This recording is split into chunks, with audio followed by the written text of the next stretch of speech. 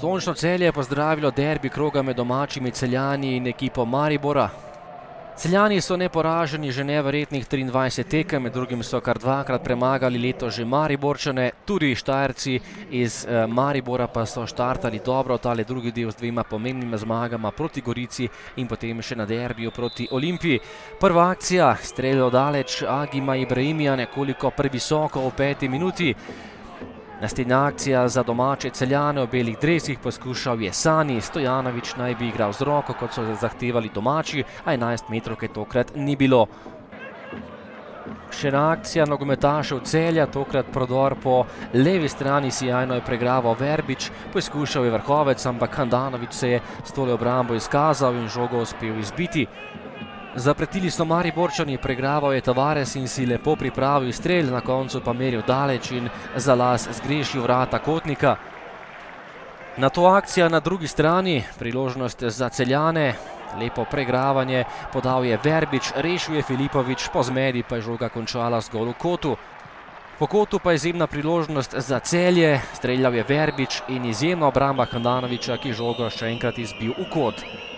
Na drugi strani prosti strel Mitje Vilerja, žoga je končala v kotu, se odbila od živega zidu, tole je bilo blizu za vijoličaste, ki pa so vendarle povedli v zadnji minuti prvega polčasa. Žogo si je priigral Mendy in tole je bil fantastičen gol Mendyja za 0:1, zares velemojstrovina. Jean-Philippe Mendy je postavil zid prvega polčasa s tole mojstrovino, zares ogromne razdalje. No, napad Celjanov po prekinitvi, predložek Vrhovca iz prostega strela, podaja na drugo vratnico, Miškić pa je zgrešil in zapravil izjemno priložnost za izenačenje.